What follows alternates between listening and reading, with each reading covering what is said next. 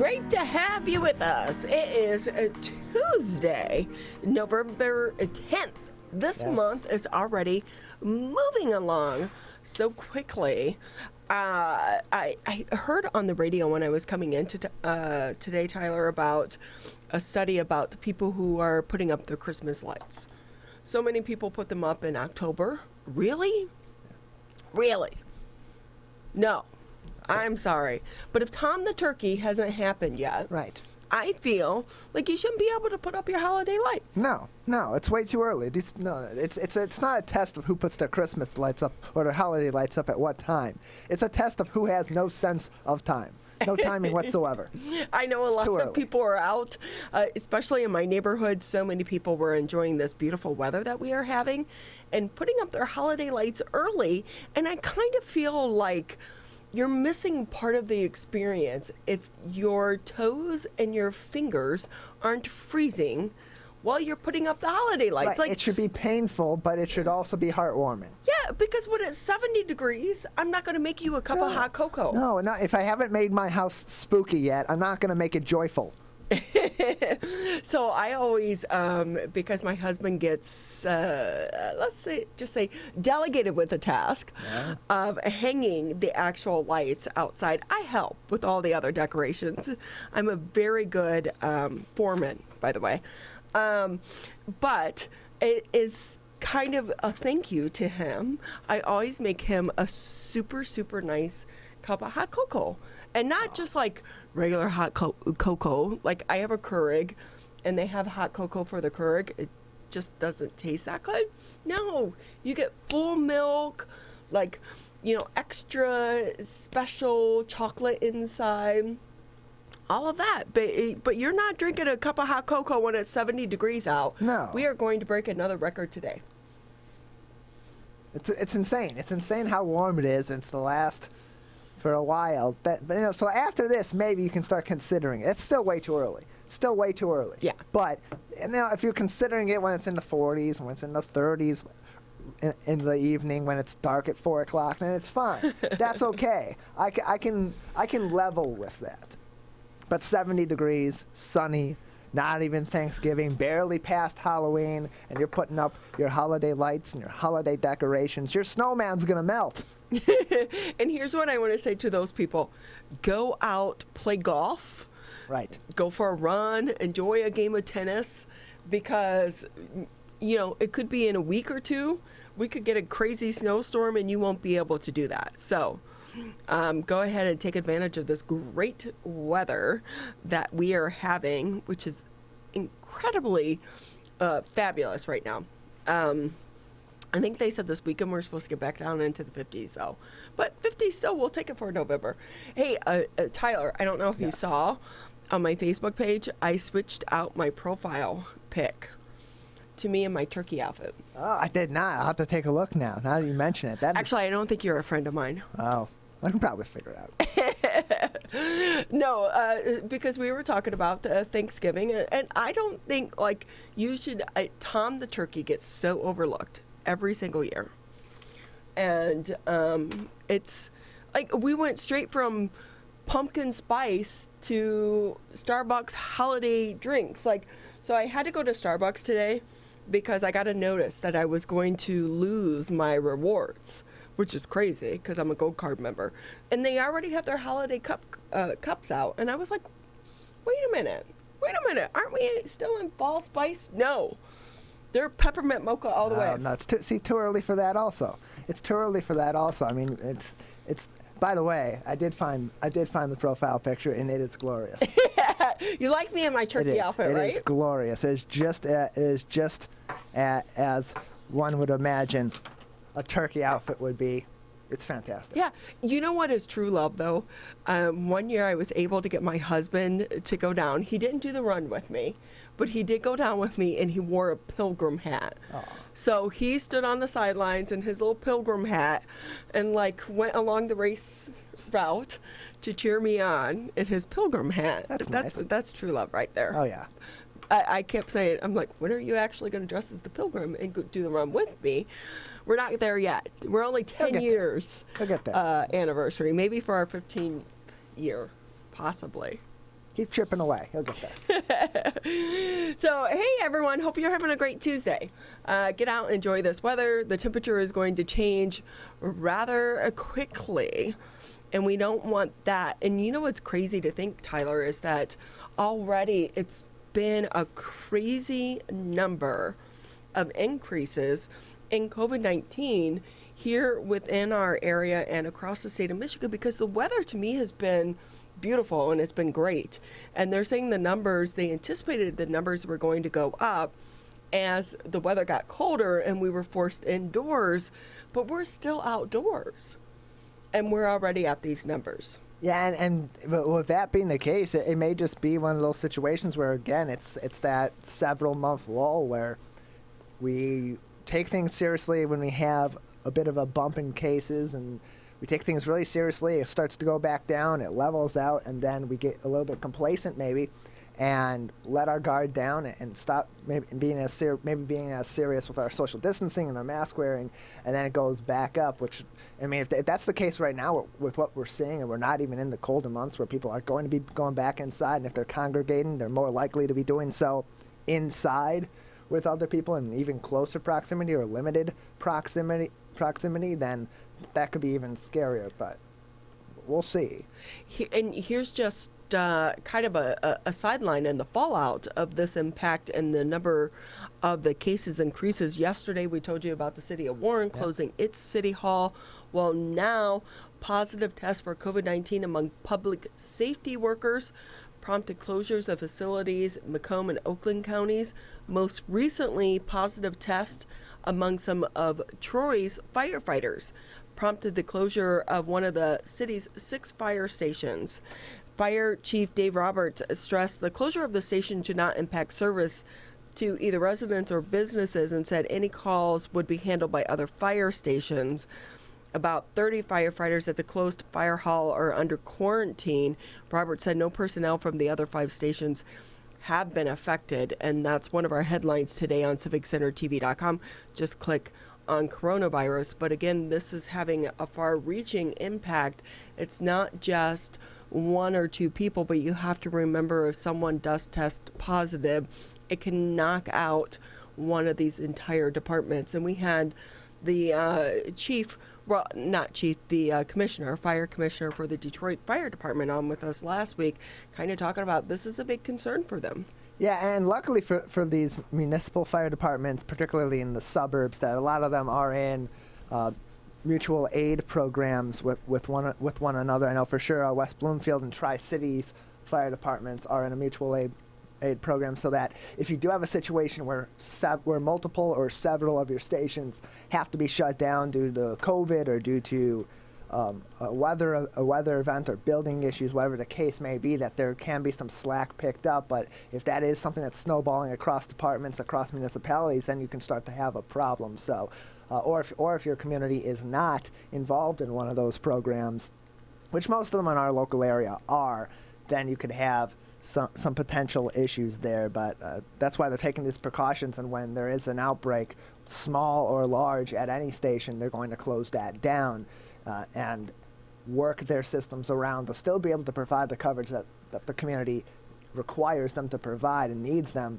to provide, but without putting both the community and the rest of the fire department and other public safety institutions in jeopardy. Here's what concerns me about that, though, Tyler, is when they say, hey, we have the other firehouses are going to cover. I get it. But one of 2 things. If you could get away with only staffing that many firehouses, you would already be doing it. So we don't want to set a precedent for them to say, hey, we can do more with less, so let's go ahead and do that. But also, number 2 is when you have a situation like this, there's going to be a delay in some type of response. And I know they say, hey, we're still going to provide service. And you are, because, it's going to be delayed, of course. And it's no different than any and every other industry. When someone's out, you cover for them. But there's a delay in the response in their services.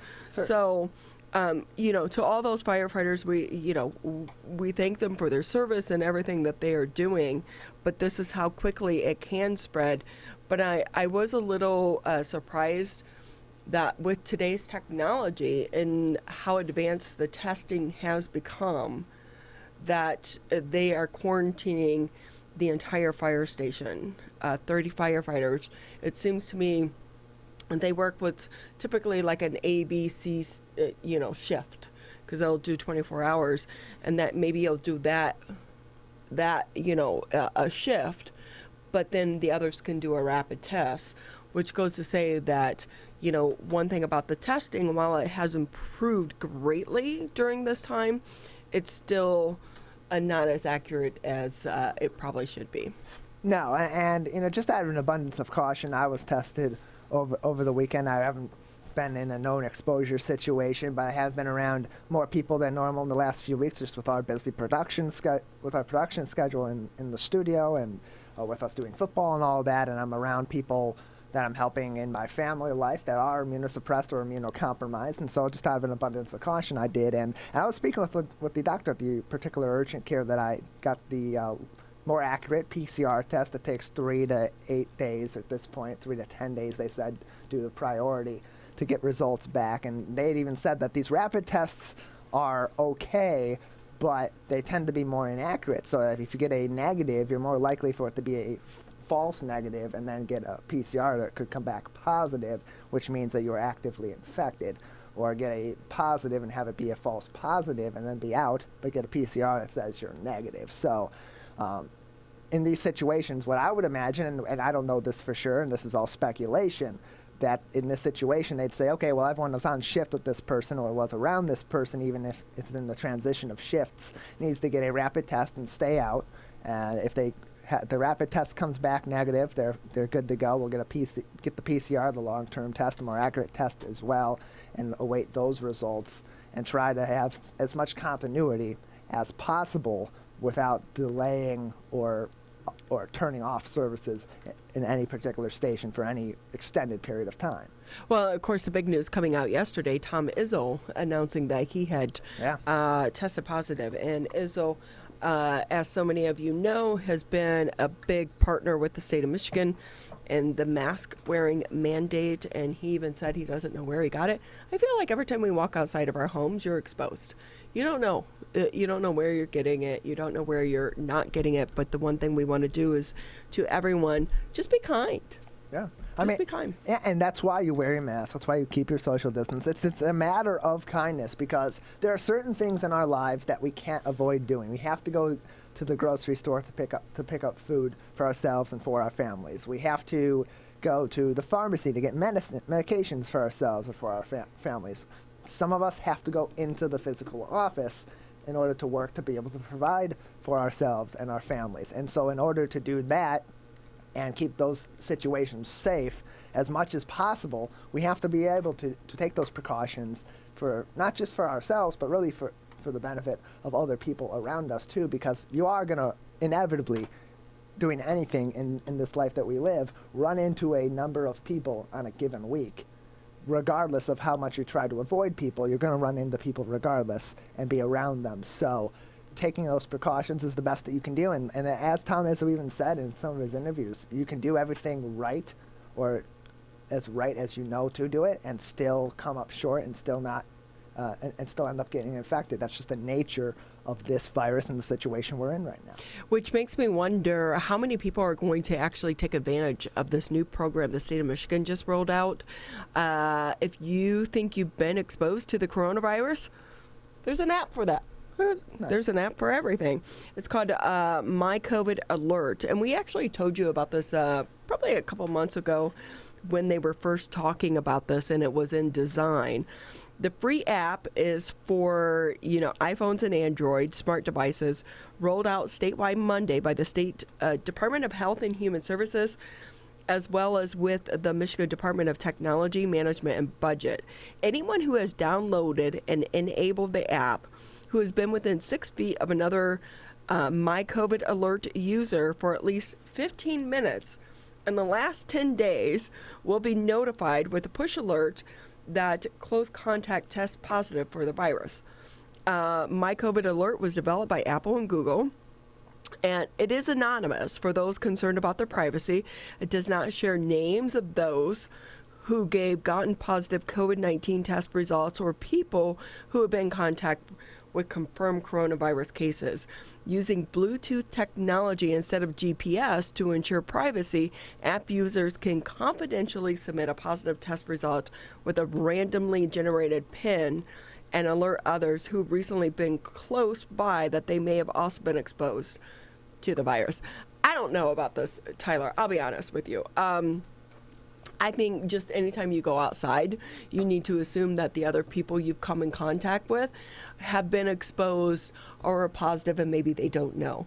Because there are so many people I know that tested positive that never had one symptom at all. They simply got tested because someone else had tested positive.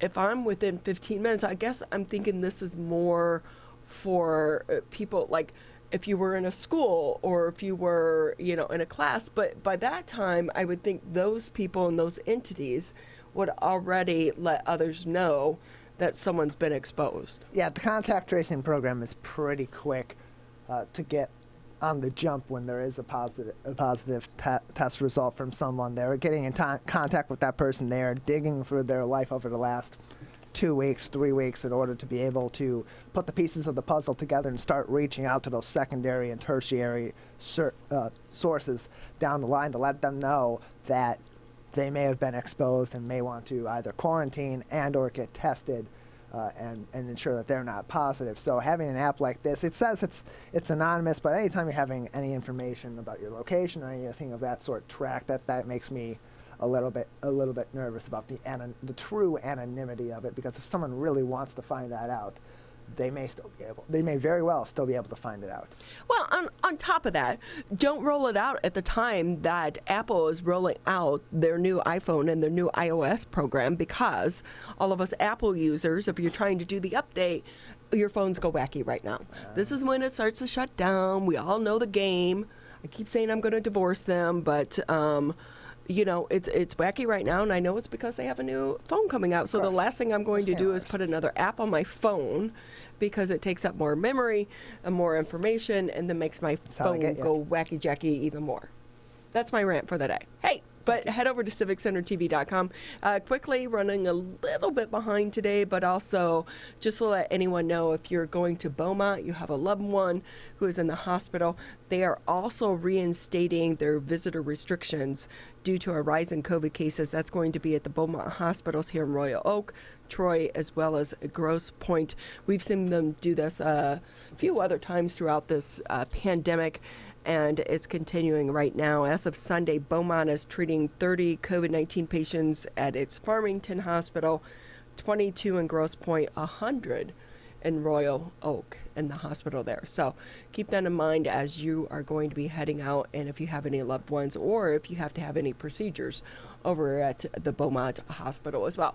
So you'll find all those stories and so much more over on civiccentertv.com. Just click on coronavirus. That's where we will update the headlines each and every morning.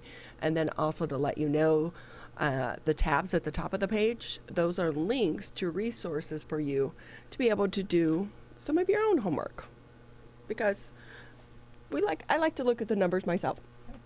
Especially I check our area. You can check your area through Oakland County by zip code. So I check our number. We were in Sylvan Lake and Kiko Harbor. We share 48320.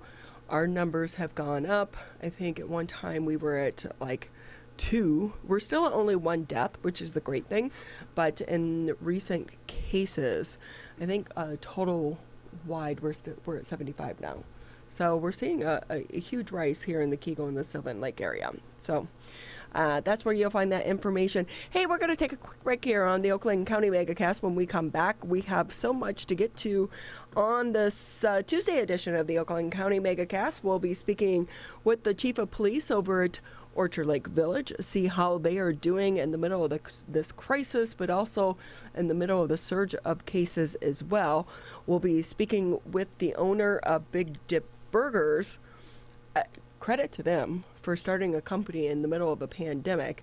Also, the Association for the Alzheimer's Association of Michigan, and the director and principal director of strategic growth for Sundberg Farrar. This is a great company. Like, I've been on their page. What fun place to work. Like if I was an engineer tech guy, I'd be like, I want to work there. Oh, yeah. They seem so cool. So Interesting. we'll introduce you to them. And what's so great is they've been around since 1934. It's the first time I'm hearing about them. It's a great thing. We learn something new here on the Megacast each and every day. And then we'll end the show speaking with the regional CEO for the Michigan region of American Red Cross. They are in need right now as well. November is a month to give gratitude and thanks. If you're looking for a way to do so, maybe you can donate some blood. So a great show ahead of us, but we're going to take a quick break here on the Oakland County Megacast. As rivals, we don't always see eye to eye. Like who scored the best recruits? Who's gonna be who? And whether we wear green or blue. But one thing we can all agree on to help stop the spread of COVID-19. Wear a mask. Wear a mask. Wear a mask. wear a mask. Wear a mask. The ball's in your court, Michigan. Michigan, we still need to stay careful because we don't want to go backwards, back to where we started. So keep standing 6 feet apart, keep wearing a mask in public, and if you have symptoms, talk to a healthcare provider about getting tested. To move forward, let's all do our part. So stay careful. Michigan.gov/coronavirus.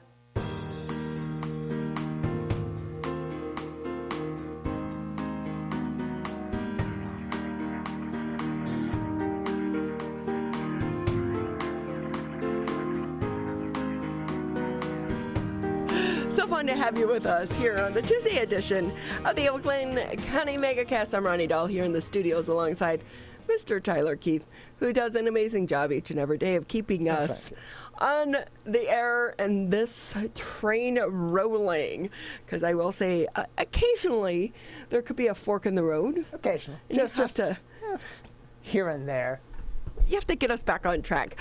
Just a reminder, the Oakland County Megacast brought to you live here Monday through Friday, 10 a.m. to noon.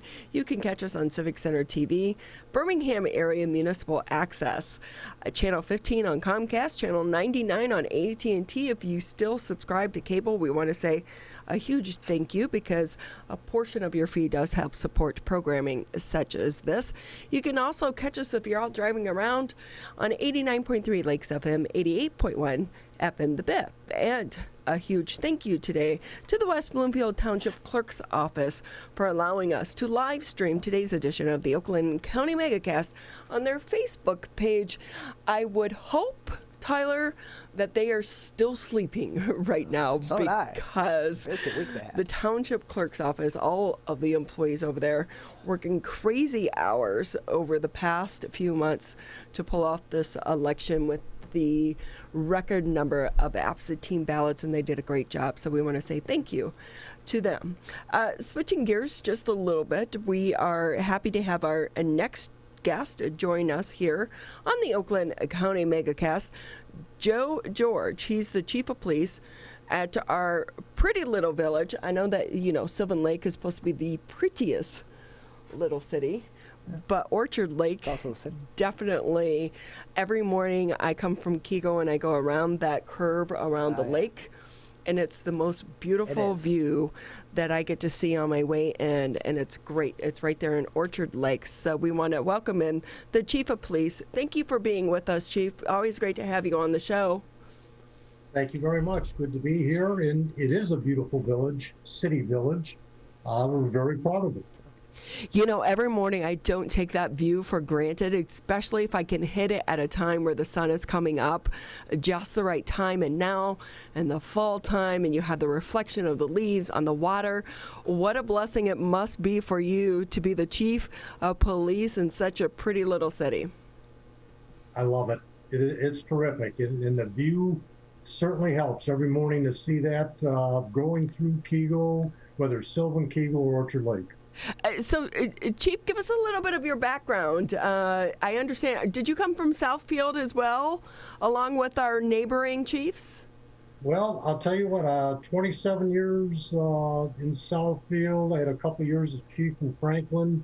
14 years as chief in Wolverine Lake and 10 years here. And yes, Chief Fitzgerald, he was at Southfield when I was out there, and glad to have him around the area now. And an event, and you're probably aware of it, we now have another retired Southfield officer, Brian Bassett, who's chief in Sylvan Lake. So there's 3 of us out here.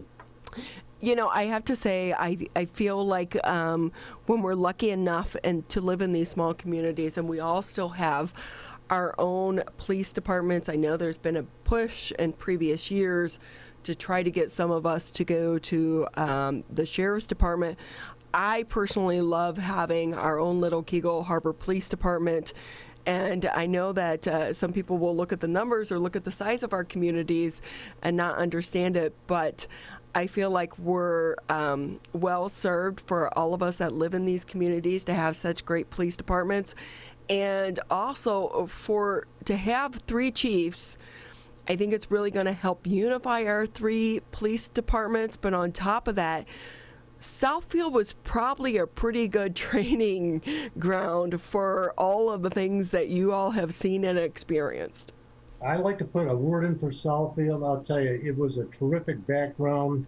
When I started there in 1968, so I've been doing this, I'm in my 53rd year, Southfield was terrific. We had officers and command staff that were way ahead of their time, and I basically owe it all to them. I'm very fortunate to come from Southfield.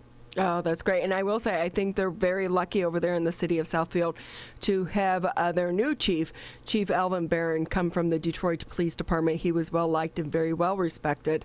And so they're lucky to have him, because one thing we forget, or sometimes people tend to forget, is that while our communities may have borders, criminals do not. And they do go across city lines and state lines, and that's why these relationships are so important. Any trends that you're seeing right now in your village of Orchard Lake or in the surrounding areas as the pandemic rages on? Well, are you referring just to the pandemic? Well, or anything at all. I know that obviously going into the winter months, we tend to have, or even the summer months, probably a lot of car break-ins, people forgetting to lock their cars. But what trends are you seeing right now? Well, right now, I could speak for most area around here. Things are pretty much under control. We work very well together, all the departments, and that includes Sylvan, Kegel, Orchard Lake, and West Bloomfield. We are dispatched by West Bloomfield Dispatch, so we are in contact with each other all the time, and we do back up each other all the time. And it's a great place to be. As far as the trends, and if we're talking about crime, I don't want to jinx myself, but crime is in order at this particular point. All departments do a great job of patrolling and sharing information on any suspects or things that might be coming into our areas. Chief, in talking about that, because I am on the neighborhood ring alert, I know West Bloomfield Police Department utilizes that as well. Does that sometimes help the police department, or can it be a hindrance as well, because you have these individuals who now think they're like private police sleuths trying to solve some of these crimes? You know what? I think it is a great thing to have. I personally do have it on my own home, and I haven't seen any abuse of that. So if we get a call that looks like something suspicious, better to go there and find out everything's okay than not to get the call and something happens. So I am all for the ring. I think the most we've really seen a lot of coyote spottings, and in our neighborhood over there in Harbor Village, a lot of deer spottings. So we do have some criminals out there munching their way through our neighborhood, but since they have 4 legs, we'll accept them right now in our communities.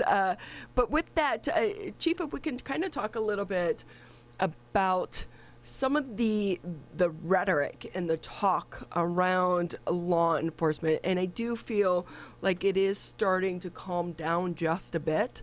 However, I have a background. I work with ATF, the Bureau of Alcohol, Tobacco, Firearms, and Explosives. I was required to do the recruiting for that law enforcement agency here in the state of Michigan.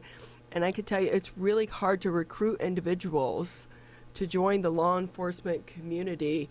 How are you experiencing things there in Orchard Lake? And for those that maybe not understand the full scope of law enforcement, what do you want the general public to know about what you do each and every day?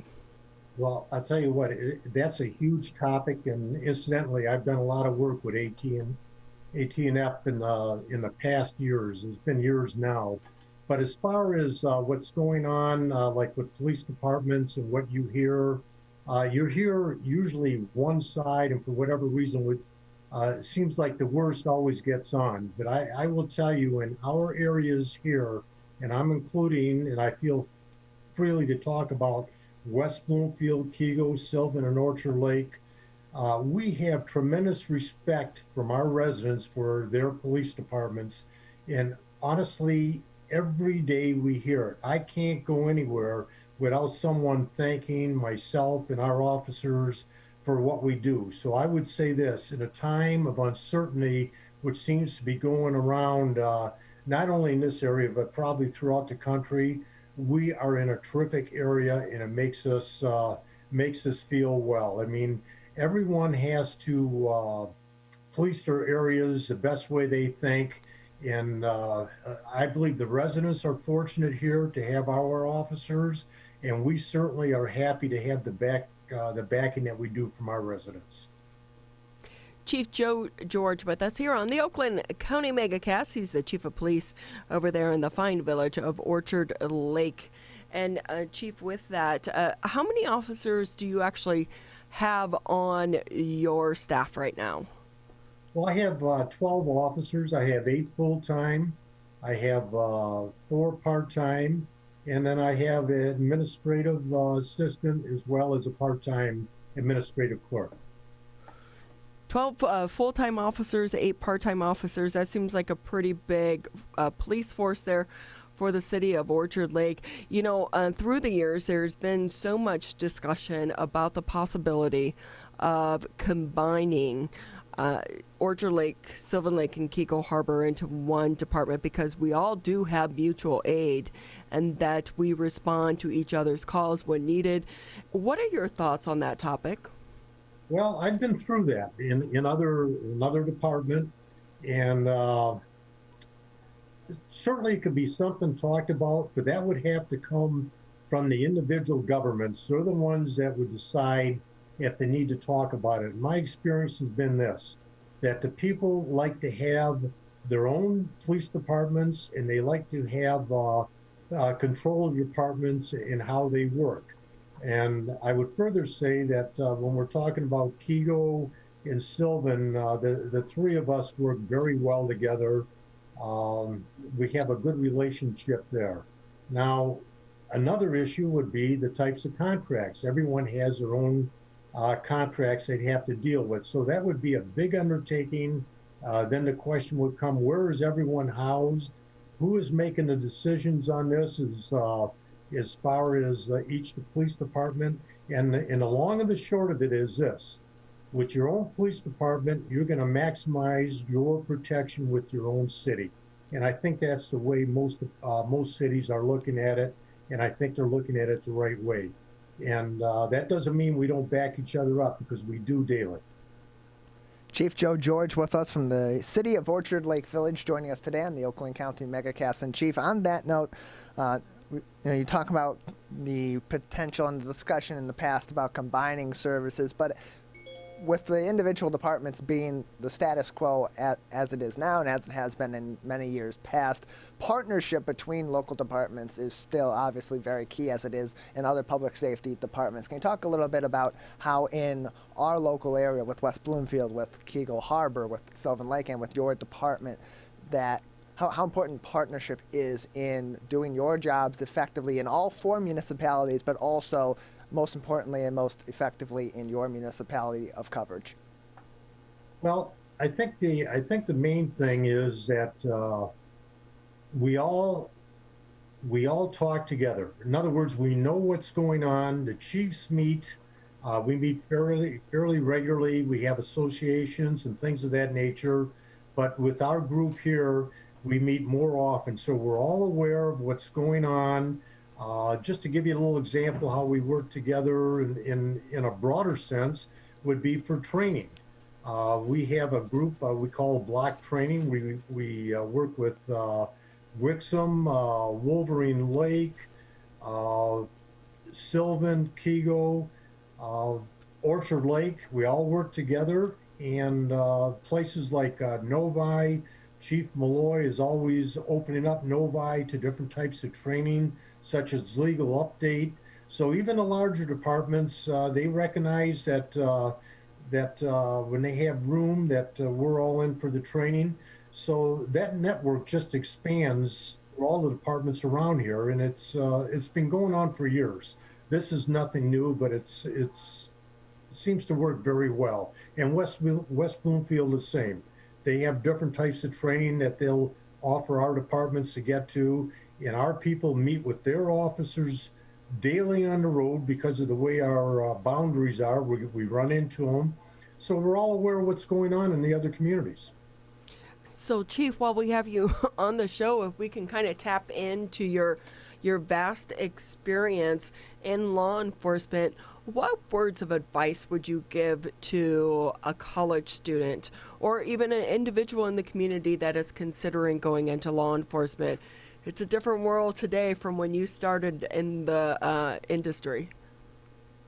Yes, that's an excellent question, and I think what they have to do is, number one, they have to want to get in and to be able to help people out. You have to have that.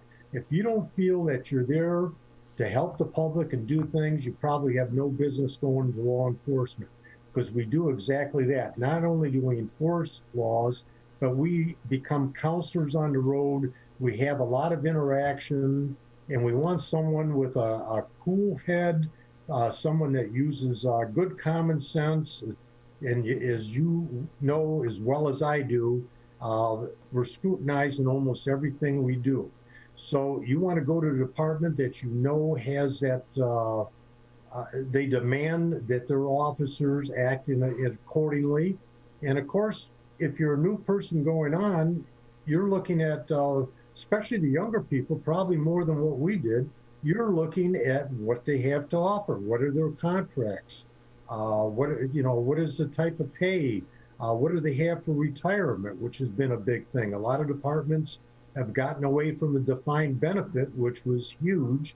And now we're almost all of us, not all of us, but probably most of us on a defined contribution, which changes the game, meaning that you could probably, if you decided to leave to go to another department, as long as you're vested, you're not losing a lot, where before, if you left a defined benefit, you would be losing a lot. So there's a lot to consider in terms of the makeup of the city, what you want to do, and the type of work you want to do while in law enforcement. And I encourage talking to people, whether it's officers or whether it's command staff, of any department you're interested in before you would make a decision. Always great to get advice from the individuals that are working directly on the front lines, and we appreciate that. Quickly, Chief, before we let you go, anything related to the pandemic and the surge of cases right now within the Oakland area and the state of Michigan that you are seeing happening? I know that in the way back at the beginning, where people were required to wear masks, there were some issues there, but it seems like we've gotten used to the mask wearing. How about everything else? Is your staff also equipped with enough PPE going into the second round? Yes, we are. We owe a lot of that to Oakland County and in our very fine Tri-City Police Department, which is West Bloomfield Police Department. They have assisted us on that. And I think the one thing we've learned through this, probably all of us, is number one, probably the most important thing is washing your hands and for the right amount of time, and wearing the mask. And I think that's a given now. And with this upswing, I mean, I'm seeing the same thing you are, and not being from the medical field, I still have to be smart enough to realize that it is something very real, and each person has to do their part in trying not to put themselves in a position to get COVID or to spread it, especially when you're getting up in age. You have to pick and choose the things you're going to do, and a lot of times that stops you from doing things that you normally have done. Well, we want to say thank you to you and your entire team over there at the Orchard Lake Village, because we know that being on the front lines, you do not have the ability or the grace to be able to work remotely. So we want to say thank you to you and your entire staff for all that you do and for protecting our communities as well. And so with that, we'll let you go. But again, anytime you want to come on the show, you have anything you want to talk about, we would be happy to have you to talk about the fine village of Orchard Lake. Well, thank you very much, and I'm going to take you up on that if something comes up. So okay. I appreciate it. That's great. Stay safe, stay healthy, and the same to your entire team over there as well. Tyler and I are going to take a quick break here on the Oakland County Megacast. I said Orchard Lake. You know what it was? Is like I think about that view coming around the curve. It just mesmerizes you. It is. I am so lucky to have that view each and every morning that I come into the studio, and that looking over at Apple Island, it is beautiful. It is. So for those that maybe have not been out in that area, it's worth just taking a quick drive around. Hey, we're going to take a quick break here on the Oakland County Megacast, and when we come up, we are going to be talking about food. Although I will say sometimes, like on segments like this, I kind of miss working at the Fox 2 studios because there was always a ton of food. The smells there, yeah. So interesting. This is the Oakland County Megacast. Michigan, we're calling on you to save lives. Don't ignore it. Don't let it go to voicemail. It's urgent. In fact, it's critical. Because if you've been in close contact with someone who tests positive for COVID-19, you may have been exposed to the virus. And you could get a call from My COVID Help or your local health department.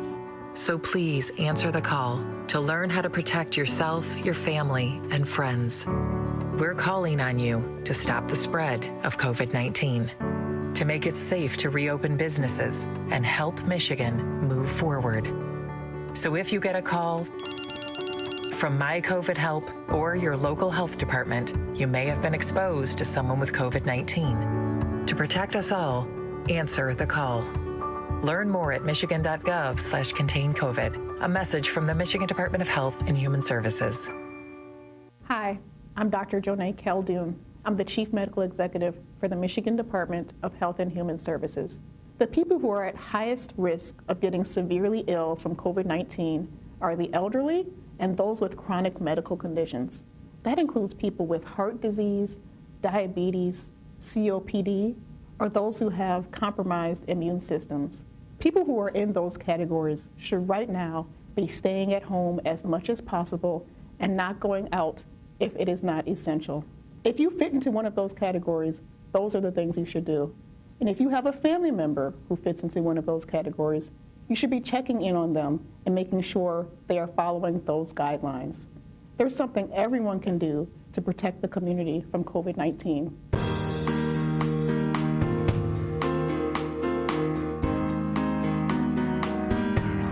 Thank you for tuning in to the Tuesday edition of the Oakland County Megacast. I'm Ronnie Dahl here in the studios alongside the one, the only, Mr. Tyler Keith.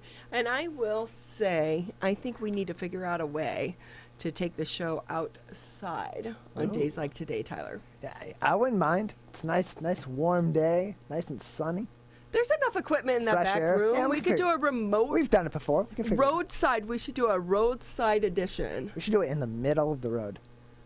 I don't think the West Bloomfield Police Department would like that.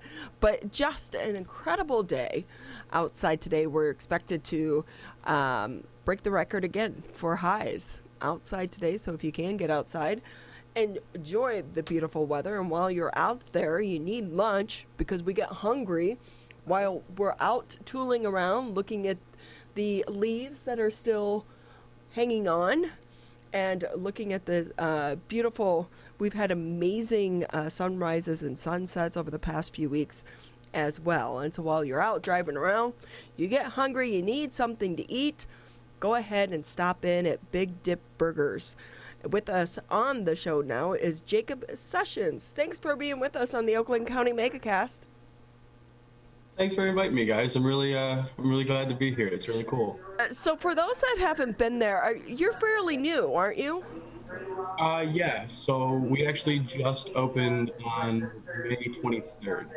So we're really new. Are you crazy? Who said that it would be smart to open during the middle of a pandemic? How's it going? So when we first decided to open the place, we were just it was actually before COVID had really become like the thing that it is now. So we weren't really too worried about opening up. And then as soon as we, signed the lease and started working on the place to get it open, the pandemic hit. And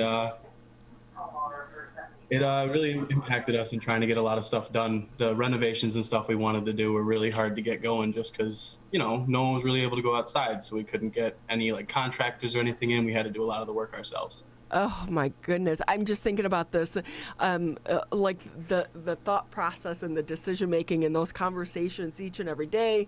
You're in the middle of a pandemic. Do you put things on hold or do you just go for it? And at the end of the day, when you put your money into a business, you're going to try to make it work. What do you think has been the benefit that you've learned coming out of this? So when we first opened with all the COVID stuff going on, thankfully we kind of were the only business open at the time, other than McDonald's and Taco Bell and Wendy's, those things. As far as a genuine restaurant goes, we were really all you could get. So that any of the business that would have gone to Taco Bell or anything like that didn't really want to go to Taco Bell anymore, we were the only place they could go to for a while. So it worked in your favor because people were tired of the other stuff. They wanted something new. Yeah. How much has social media played in your game plan for getting your business off the ground? So at first we didn't really have anything social media, and what we did have was we had Facebook, but it wasn't really done very well. But as we've kind of been open a little bit longer, we've been having someone concentrate on doing all the social media for us. So now we have our Instagram and our Facebook, and the Twitter's kind of fallen behind a little bit. We still got to do some work on that, but everything else we got going now. Yeah, Twitter's for old people. You need to get on TikTok, right? You look like a young whippersnapper. Oh boy. Tyler hates when I use that word. No, I don't mind. It's an interesting word. So Jacob, and knowing that, Jacob Sessions with us here on the Oakland County Megacast. He is the owner of Big Dip Burgers. And knowing that, one thing that's come out of this pandemic is the push for local and to support local businesses and local restaurants. How has that played into your game plan of survival right now? So on the one hand, it's really nice because other people want to support local businesses. So we do get a lot of people coming to us, with that support. But we're also trying to do our part in supporting the local stuff. We every day we buy our produce fresh from a market like a little grocery store just down the road from us.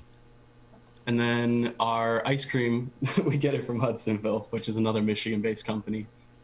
And same with our bread. Our bread comes from Michigan Bread Company from Detroit.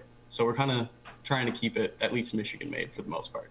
And even beyond that, Jacob Sessions, owner of Big Dip Burgers, with us on the Oakland County Megacast, you've partnered with other local community organizations, in particular the Walled Lake Consolidated School District's Parent-Teacher Association to provide meals to some people in the community. Can you talk a little bit about that partnership, how that blossomed, and why your new business got involved in that in our community?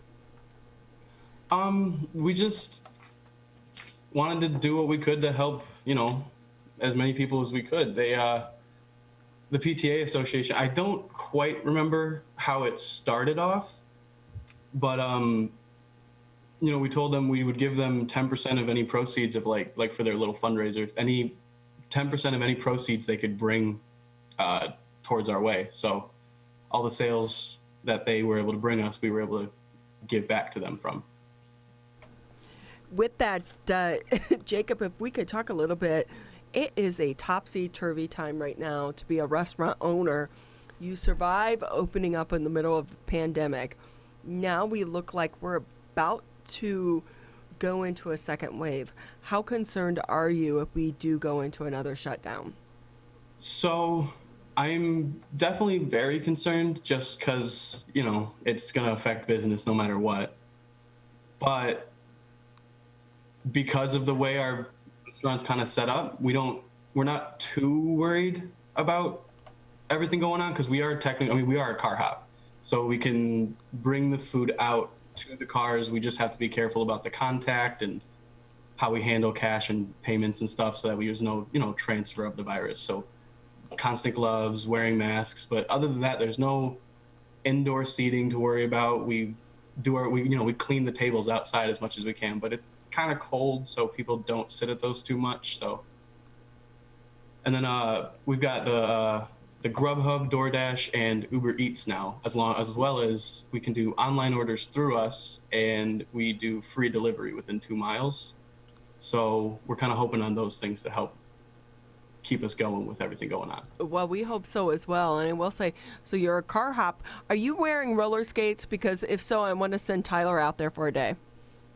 We've been discussing the roller skates, but currently we're not doing the roller skates. But if I'm pushing for them at least by next summer. Right. Well, you're the big cheese there at the Big Dip Burgers. Can't you make it happen? Oh, absolutely. I'm just consulting with my partners about how we want to handle it because there's some separate insurance there and some other things we got to take care of. Well, I think Tyler will sign a waiver, and I think we should send him out to be. Yeah, they'll sign one for me. That's what that means. They'll take my hand while I'm sleeping. No, I think you should get out and experience what's happening in some of these industries that we talk to on a daily basis. I've done other fun stuff here, so it's like, what now? What I'll do this. Right. But you have to be a good waiter too. Of course. Oh, always. Service is my number one goal. And talking about that, Jacob, how hard is it for you right now to find employees? When we first opened, it was quite a struggle. There was no one really. It was all young kids, so we kind of struggled with having anyone other than like me and some family in like a position of like a manager, like managerial positions and such. But as far as getting servers and people to help with the ice cream and stuff like that, we didn't have too much problem. There was a lot of younger kids that needed. I mean, not too young, obviously over 16, but younger kids that were able to get jobs for us or from us. Well, it's a great experience for them as well if this is their first job, because back in the beginning when you first opened, I'm sure it was an issue because so many people were still getting the federal unemployment benefits as well. Mm-hmm. So every business, you drive up and down Orchard Lake Road, pretty much every business right now has a help wanted sign out there looking for assistance. And knowing that and going into the winter months, what does your operation look like going into these colder weather months? So now that it's kind of getting cold and we're having to cut back on employees, we have a cook who helps me when we get like busier, or I take my day off on Tuesdays just to get 1 day a week, and he takes over on Tuesdays. So he's one of the employees we kind of keep around all the time. But other than that, we only really use some of the other workers if we really need them or like to help open in the morning. But for the most part, and I've been really lucky for this, but we've had a lot of friends and family that have been willing to help us for free for the most part, or, just for a meal or something throughout the day. Jacob, I will say, hearing you say that, I'm glad I'm not related to you right now. Although I'm sure I would be happy to help out. But you're a new business there in the area. Jacob Sessions with us here on the Oakland County Megacast. He is the owner of Big Dip Burgers. What makes your establishment different from other burger joints in the area? So definitely one thing is that the fresh ingredients, trying to keep it all just as fresh and local as possible. And then some people who work there like to say that one of our big things is that grill that's in the back of the kitchen. It's actually the same grill that's been in that restaurant since way back when it was, I think it was an A&W before it was even Tom's Root Beer. So that's, I mean, 60, 70 years that grill's been there. So a lot of people like to say there's a lot of flavor built into that grill. What made you want to do this? It seems like it really is a big leap of faith. And then in the middle of this, a pandemic as well. What made you want to do this, and what advice would you give to other small business owners? Well, you definitely got me there. It completely was a leap of faith. I've always really loved cooking. It's been my passion my whole life, but I've been scared to cook for people or like as a job. I was always terrified that would kind of take that passion from me, if that makes sense. But I was just kind of driving down the road and saw the corner car hop empty, that like it's been for about 3 years now, and just decided, might be worth a shot. But if I had to give some advice, I'd say maybe a little more planning than that. But I love that you did that and you followed your intuition, because a lot of people would maybe think that and keep driving, but to take it from just a thought to following through and actually opening, I think says so much about who you are, and the fact that you have so much support from your family and friends as well. It's just a testament to who you are and everything that you're doing over there at Big Dip Burgers. It's not easy to open a new restaurant, and definitely not easy to do it in the middle of a COVID-19 crisis. Quickly, before we let you go, let people know where you're located if they want to swing by, and also what's the most popular items on your menu. So real quick, if people are trying to find us, our address is 725 East Walled Lake Drive, and we're actually right on the lake and directly across from our front window. We took the dock out because it's getting cold, but we have our own little lakefront and dock too. And then Big Dip Burgers, where you can find us on Yelp, Google. It's quite literally Big Dip Burgers and nothing else for our Facebook. Our Instagram's at Big Dip, and Twitter's the same. And then I'm sorry. Oh, and then our popular items. So previously, I definitely would have said our most popular items would be the barbecue burger and the Jake's Hot Mess burger, which I didn't name, but at this point, now that we've just released our new menu and got it up, our two biggest sellers are probably the Philly cheeseburger and the Chicago dog. Well, how do you come up with the new items? Just, I see ideas around. I've always liked food a lot, so things I've eaten or things I've just heard of, and if I want to try it, I just, I've got that grill now, so I just kind of throw things together in the grill, and if it's not bad or, we all like it, this might be worth putting on the menu. And after a little bit of working through the kinks and kind of figuring out what we should put together, we end up with, some pretty cool new stuff. Jacob Sessions with us. He is the owner of Big Dip Burgers over there in Walled Lake, a new restaurant that has opened up in May in the middle of a pandemic. But I will tell you, Jacob, if you tell any woman you like to cook, we'll never turn down a man who wants to cook for us. Unless you're doing something. My husband made one time a single man's chicken, and I like to remind him he was no longer single, and that recipe needed to be thrown out the door. But anything you cook, I'm telling you, you tell a woman you want to cook for them and they will love it. But we wish you the best of luck. I'm going to swing by there this afternoon after work, pick up lunch for my husband as well. So thank you again for being with us on the show. It's great to have you. Thank you so much for having me. I really appreciate it. Okay, keep cooking, and we wish you the best of luck. Good. Jacob Sessions with us on the Oakland County Megacast. He's the owner of Big Dip Burgers, 725 East Walled Lake Drive. And Tyler, I know what I'm going to get my husband for lunch. Wonderful. That is brownie points in my back pocket. Of course. Get one step closer to the pilgrim outfit and the turkey trot. Right, exactly. You got to build it up. You got 5 years. Huh? Exactly.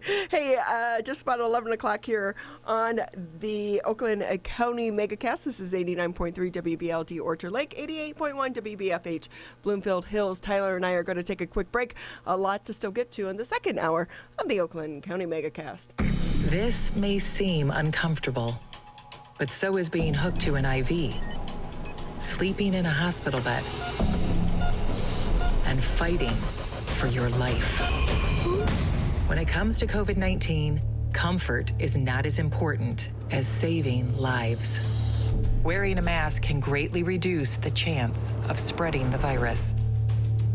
So mask up, Michigan, every time you leave home. Hi, my name is Kurt Lawson, and I'm the Public Information Officer for West Bloomfield Township. We wanted to reach out to you, our older adults, to provide information that you may find useful during this difficult time. We want to ensure you that West Bloomfield Town Hall, our Waters and Utility Department, West Bloomfield Parks, and our police and fire departments continue to work hard on your behalf. Information and resources can be found on the Township website, the police Facebook and Twitter, or call West Bloomfield Parks COVID-19 Help Hotline. Please remember to keep your social distance of at least 6 feet, wear facial coverings when you leave your home, and wash your hands for at least 20 seconds with soap. These precautions will help keep you safe during these difficult times.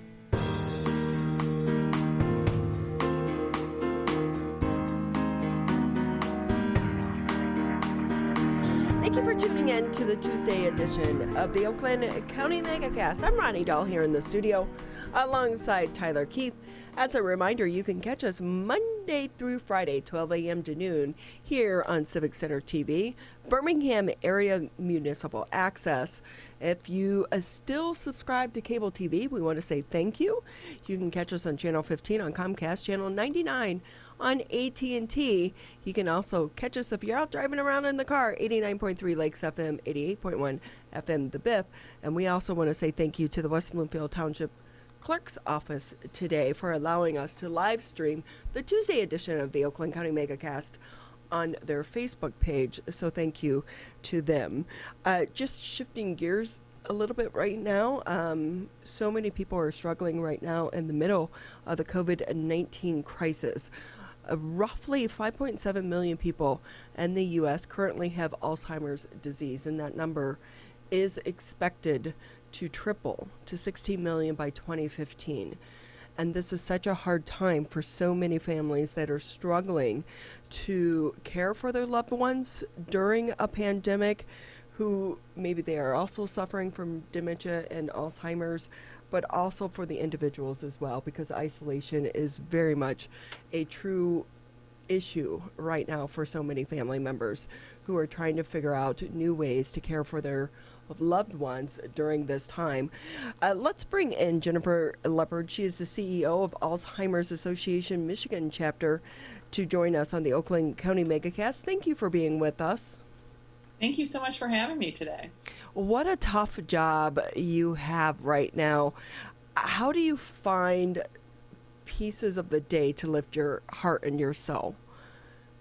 Well, I'll have to say it's a little hard to follow a conversation about food so close to lunch. But I'll give you a great example. Right now, on my other computer in here, we've got 450 caregivers that are participating in a conference right now about caregiving, both professionally and as family caregivers, and just all the support they're providing each other, and all that they're willing to share to help people through this is one of those uplifting things. And, they really are superheroes. And for those out there who don't know, November is both National Alzheimer's Awareness Month as well as National Family Caregivers Month.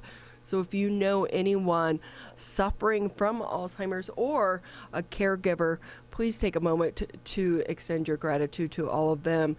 And how has it been for your organization and the caregivers during COVID-19 when right now the whole world is trying to isolate from one another? It has been hard, I'm sure. So let me just go back briefly. You had mentioned how many people are living with Alzheimer's right here in Michigan. It's 190,000 people. We estimate that for each person living with Alzheimer's, we have 3 to 4 caregivers. So we're talking large number of caregivers who are dealing with this. And you're right, back in March, we all went home. Most of us transitioned to working at home, transitioned to being away from family and friends. And for people caring with someone living with Alzheimer's or someone living with Alzheimer's themselves, it's already an isolating disease, and it made it even more difficult. Just for those people who maybe aren't as familiar with Alzheimer's, one thing I always like to kind of start out just by saying is that what is Alzheimer's? And people ask us all the time, what's the difference between Alzheimer's and dementia? We use dementia as an umbrella term, so think of it as an umbrella. And underneath that umbrella, there are lots of different types of dementia. Alzheimer's is the most common. It's about 60 to 80% of all dementias. And it's been difficult. Kudos to the staff of the association. We have 60 staff scattered all across the state of Michigan. They did a tremendous job moving all of our programs and support services virtually. So we still are operating our 24/7 helpline that can assist people whenever they need any help. We have education programs, we have support groups. Like I just mentioned, we have the conference going on right now. So we have done just a great job. And again, kudos to the staff in really making that transition and connecting with everyone that we were serving and saying, how best can we support you during this time? But I know that many of your listeners are well aware of the challenges that assisted living facilities and nursing homes have undergone during this time as well. Not being able to have family members come in and visit, to make sure that the disease is kept in check. And that's put a special strain on people living with this disease. One of the interesting things that is being studied now, and there's going to be obviously studies on the impact of COVID for years to come, but right now a new study has just come out estimating that 31,000 more people than normal in the first 9 months of a year have died this year, people living with Alzheimer's, 1,000 right here in Michigan. And there's going to be lots more studies about that, but it is certainly showing that the impacts of COVID are severe, not only in caregiving, but also in the mortality of people living with this disease. So if I'm concerned about my loved one, and we are also living in this time of isolation, but are there signs I should be looking for? Because I believe I saw something and read something that said some of the signs start appearing 5, 10, 15 years prior. Yeah, it's amazing the number of people that you talk to that once there is a diagnosis, they'll say, my husband was a little off starting a couple of years ago, or now that I look back, I think there were earlier signs. So there are definitely things you can look for. Obviously, the most common thing that I think people are familiar with is memory loss. I actually have a relative right now that is facing some challenges, and memory loss really wasn't the first thing for him. And this is one thing that is a misnomer. It's not always memory. Sometimes the first thing that you see as a challenge is executive functioning. And that's when we talk about the brain and their ability to process information and make complex decisions. Sometimes the easiest way to see that initially is something as simple as paying the household bills. Sometimes the first symptom will be that the person who's been doing this for 30 or 40 years starts to lose a little control over that. Maybe they miss some payments, maybe they double pay some things, but it's really that ability to process that complex information. And sometimes that is the first sign. So and with different kinds of dementia, some first signs are really more behavioral oriented. Frontal temporal dementia, which is a form of dementia that attacks the front part of the brain, is kind of where your inhibitions are, where your judgment is. And so sometimes people will start speaking in a way that maybe isn't really, doesn't really go with their personality. Maybe they're a little bit more outspoken. They've lost a little inhibition. They are starting to act out a little bit. So really, anytime someone is exhibiting behaviors that really are outside the scope of what they normally function, it's a good time to talk to your primary care physician about that.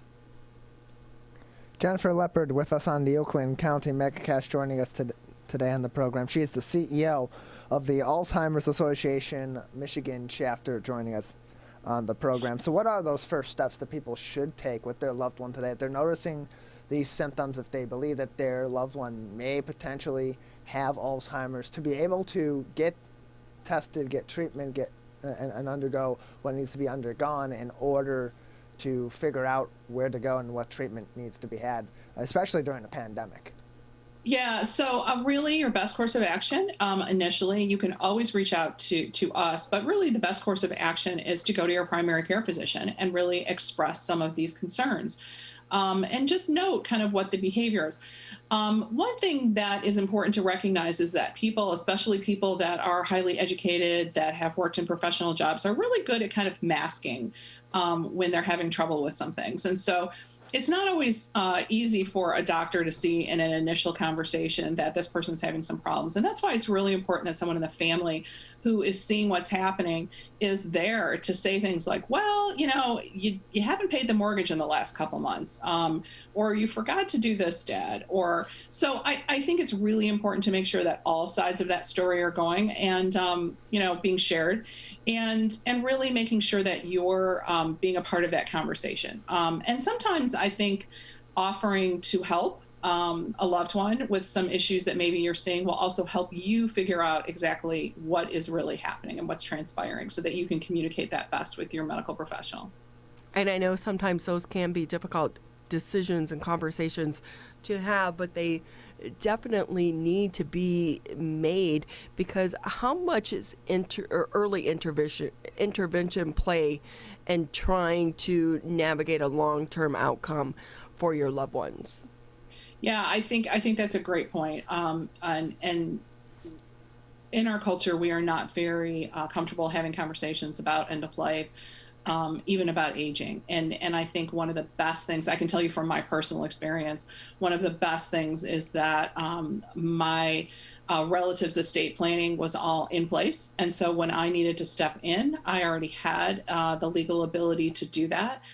So that I could have conversations, I could reach out, I could really investigate in what was happening and take over. So I think really the best thing that we can all do is put some steps in place so that we've got somebody in our family who can step in and really help navigate that. It's a complex situation, and as simple as I was on the phone the other day trying to get the gas bill forwarded to me, and it's a privacy issue. They don't want to discuss it with me. Luckily, I have the documentation that I can say, well, I'm taking this over. But if I didn't, even something as simple as that can become all of a sudden a complex issue. Yeah, and the hoops you have to jump through, and on top of that, we forget about so many of the little things, the password to the bank account, yes, or to someone's social media accounts. Things of that nature can become very difficult, and we understand on the other end is someone who is saying we're following the rules and regulations, and we don't want to violate anyone's personal information, but so it can be difficult to make those decisions. Hey, Jennifer, so many organizations such as yours relies on donations and volunteers to be able to help you with your mission. How hard has that been for you here in the state of Michigan to try to be able to still do some of those missions, but do them during a COVID-19 crisis? Well, first of all, I want to thank our volunteers. Most of our education programs and our support groups are run by volunteers, and they have really stepped up. They were so amenable to working with us way back in March in terms of how we get stuff online. And some of them came kicking and screaming a little bit because, our support groups, they love to get together in person. It's so important for them, but they really all transitioned. So kudos to our volunteers. Fundraising has definitely been one of our challenges, as is most of the nonprofit world. Some of our biggest events, we just finished up our Walk to End Alzheimer's. We actually had a terrific year of our volunteers also helping run those events. We didn't make it completely virtual. We did a Walk is Everywhere and encourage people to walk in their neighborhoods with their small pods of people. And that was great. We also just finished up our annual gala event, our annual Chocolate Jubilee, which is usually held downtown, a big dinner dance. I will kudos to our donors because we reached out and said, we can't do that this year, but we're hoping that you're going to still be with us. And some of them really, really stepped up to make contributions.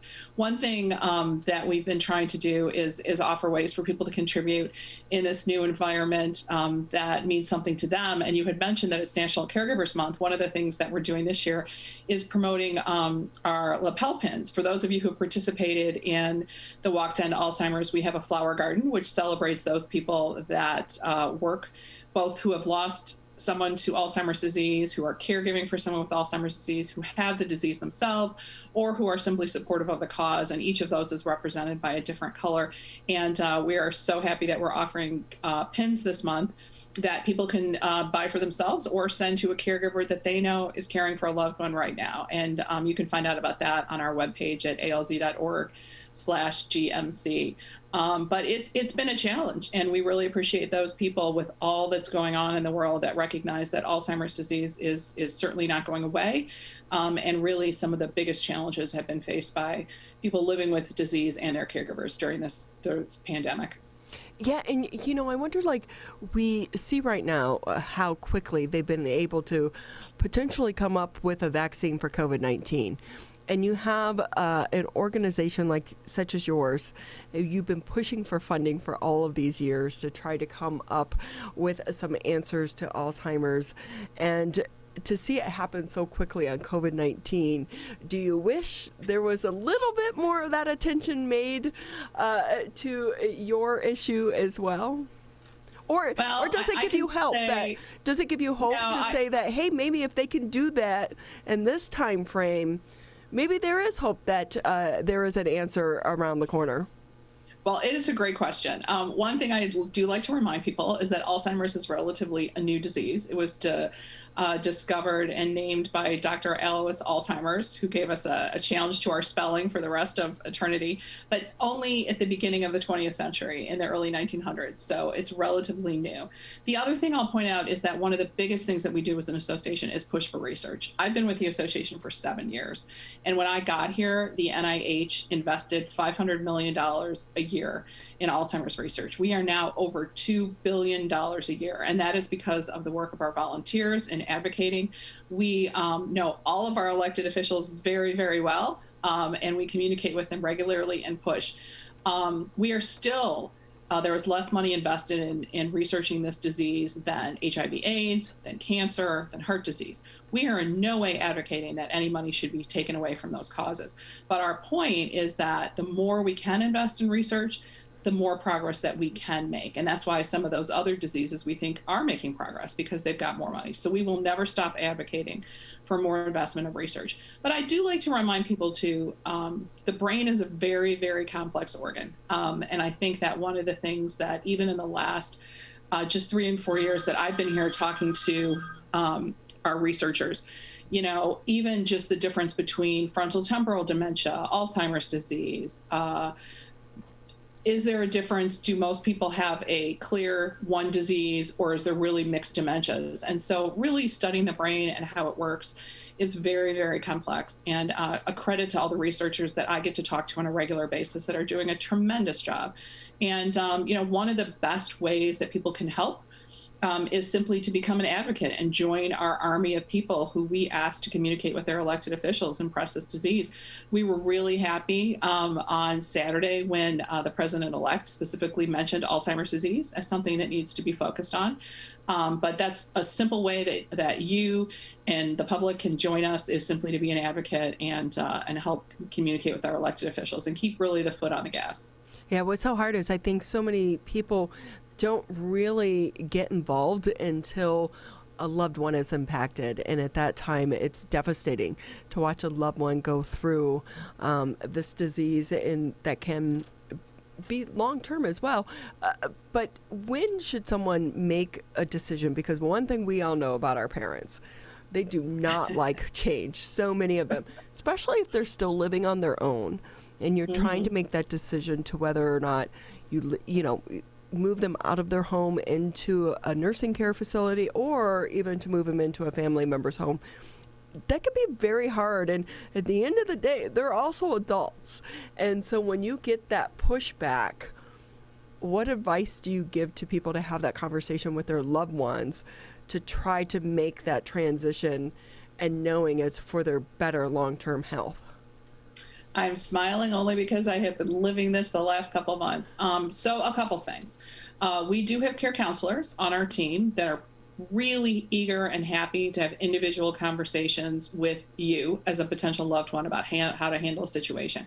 We've even mediated in some family discussions. One of the challenges in our modern world is a lot of times we have maybe, for example, I have 2 siblings, but I'm the only adult child that lives close by. And sometimes people that live further away have a little different perception of what's going on and what's needed. And we've even gotten the whole family on the phone and said, okay, let's talk about what's happening and what decisions need to be made. So we are very happy to help you with that. Through our care counselors located in our Michigan offices or through the 24/7 helpline. But I think the biggest challenge is that, and this is really so influenced by my personal experiences in the last couple months, you need to be brave, because what you need to remember is that what you're doing is for the best interest of the person that you care about. And you really just need to be strong and forceful. You need to bring in some outsiders if they can be helpful, whether it be somebody like the Alzheimer's Association or the primary care physician that can also help and say, look, this is what we think is happening, and this is how we think we can help you. We're not trying to take away your independence. We're not trying to take away your ability to live on your own. But in order for you to do that, we need to provide some supports, and we need to put some things in place to make sure that it is safe for everybody. And so it is hard. But I think going into it, knowing it's going to be hard is helpful, and knowing that ultimately you are advocating for the best for that person, and really just to keep your eye on that ball. Well, so many families are so lucky to have your organization and your volunteers and counselors there to help them navigate this world right now. Quickly, before we let you go, how can people find out more information? Sure. So 1-800-272-3900 is our 1-800 number. It's staffed 24/7. And you can also find us at alz.org/GMC for Greater Michigan Chapter. And we are happy to help you get you hooked up with a support group, get you hooked up with an education program, anything we can do, set you up with a care counselor to have a conversation. But please do reach out. It can be an isolating disease. It can be hard to know where to go. And we are so happy to help you point you in the right direction. And a lot of times that does help if you can navigate these chartered waters with someone else going through the same thing. Jennifer Lepard with us here on the Oakland County Megacast. She is the CEO for the Alzheimer's Association Michigan chapter. We want to thank you so much for your time, as well as your expertise and your input as well. And we encourage anyone out there who thinks they might need help, or your loved one needs help, maybe your parents, don't be afraid to at least pick up that phone and make that first phone call. We're going to take a quick break here on the Oakland County Megacast. Still about 35 minutes left in the show and a lot to get to. But again, this has been the Oakland County Megacast. As rivals, we don't always see eye to eye. Like who scored the best recruits? Who's going to be who? And whether we wear green or blue. But one thing we can all agree on to help stop the spread of COVID-19. Wear a mask. Wear a mask. Wear a mask. wear a mask. Wear a mask. The ball's in your court, Michigan. Michigan, we still need to stay careful, because we don't want to go backwards, back to where we started. So keep standing 6 feet apart. Keep wearing a mask in public. And if you have symptoms, talk to a healthcare provider about getting tested. To move forward, let's all do our part. So stay careful. Michigan.gov/coronavirus.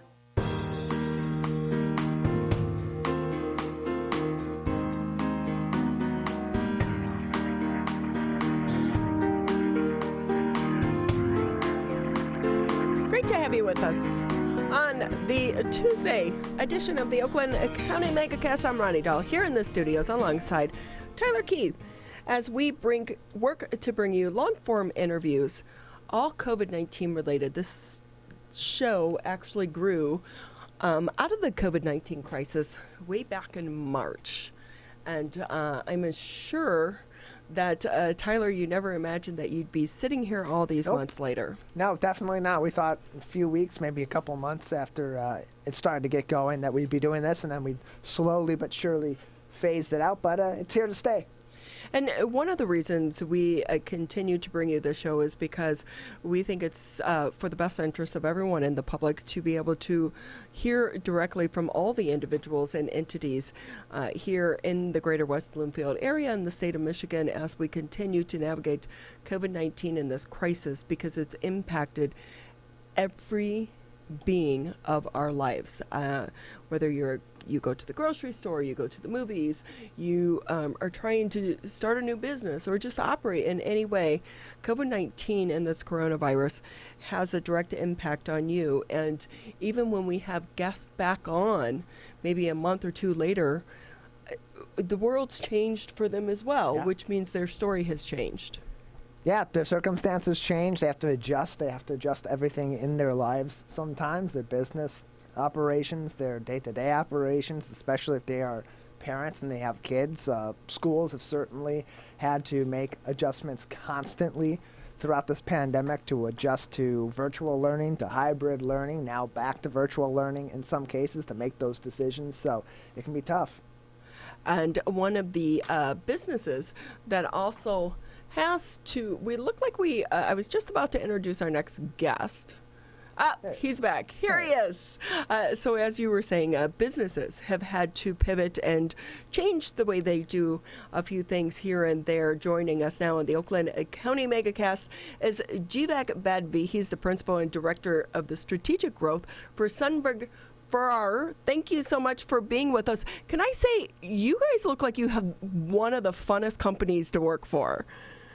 That I should be humble in saying that, but that's absolutely correct. It's really fun. It's challenging too, but it's every day you get up and you get to design a new product or a new service. It is real fun. I love that. But for those not familiar with the company, I was surprised to know that you've been around since 1934. Fill us in on exactly the innovation and the design that you all are doing over there. Fantastic. Yeah, by the way, Ms. Rani, I was not born in 1934, but the studio was born in 1934. So we happen to be one of the longest standing independent design studio in the entire world, right here in Metro Detroit. Means I was born in India. I just came here 19 years ago. But the studio started at the end of the cusp of the Industrial Revolution, basically to design products for the human use rather than just designing products to be made simple on an industry line. So when we say product innovation, we typically design products that you or everybody else would be using in the immediate future. It might be a lawnmower, it might be a toaster, it might be a vacuum cleaner. So we are a product consultancy. We do not manufacture any product, but we work with these bigger or smaller industries to help them design products for the immediate future. So right now we are in the midst of a pandemic. But one of the things that I think may come out of this pandemic is innovation and forcing us to change the way we normally operate. Do you see that as a benefit for you and some of the people that work for your company as well, but also your clients who maybe were stuck in an old way of thinking? Yep, and that's a very compound question as such. So first of all is any industry, any company, any business, if you have to be successful, I think innovation is a part of your strategic planning model, because some companies always think design should be used as an insurance rather than as an investment. So all the companies who were using design as an investment, at least putting 8 to 10% back into R&D and design to keep their products or services evolving, they, in a way, if they're in essential business right now, are not affected. But trying to answer your first question, the answer is yes. Right now, we are again at a starting line. An entrant, an incumbent, a newer startup down in the basement having an idea in his or her mind. This is the time now to go ahead and try to see how you really react to the needs in the real market. Not just you having a technology. That's good, that's needed. But understanding how is the market evolving? What are the real needs, the wants, the desires, and the users right there in that ecosystem, in a kitchen, in the basement, in a bathroom? How do you understand what's going to happen over there, what's really needed, and then try to design it for those human-centric design purposes? So yes, it was a little bit dicey a few months ago for any design studio all around the world, because design is the first element that gets, let's say, stopped or frozen. But a design studio like us is a canary in the mines we are the typically ones who also see the curve going up. And fortunately, right now, we are seeing lots of action and interaction and the confidence going up in the market. When I say market, big companies, small companies, startups also. So good things finally are going to be here at the end of 2020. What has collaboration been like for you and members of your team in the middle of the pandemic when we're told to isolate from one another? Yeah, so that's a great question, especially right now in this pandemic thing. So our design studio, we are just north of Novi, not that far away from wherever we are in this local community.